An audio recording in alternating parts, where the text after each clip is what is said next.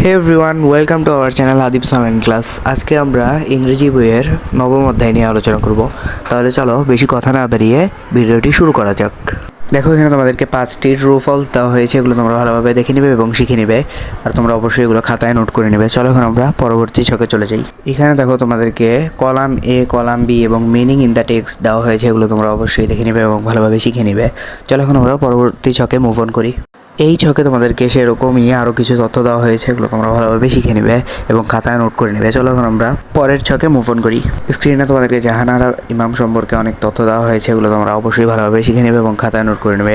প্রয়োজনে তোমরা বইয়ের ছকে পূরণ করে নেবে। চলো এখন আমরা পরের ছকে চলে যাই। তার আগে তোমরা অবশ্যই আমাদের চ্যানেলটিকে সাবস্ক্রাইব এবং ভিডিওটিতে একটি লাইক করে দিবে। এবারের ছকটি তোমাদের জন্য অনেক গুরুত্বপূর্ণ, তাই এটি তোমরা ভালোভাবে দেখে নেবে এবং ভালোভাবে শিখে নেবে। প্রয়োজনে এটি তোমরা ডায়েরিতে নোট করে নিতে পারো। চলো এখন আমরা বেশি কথা না বেরিয়ে পরের ছকটি দেখে নিই। এবারের ছকটি হলো এই অধ্যায়ের সর্বশেষ ছক। এটি তোমরা অবশ্যই ভালোভাবে দেখে নেবে এবং ভালোভাবে শিখে নেবে। প্রয়োজনে তোমরা বইয়ের ছকে পূরণ করে নেবে।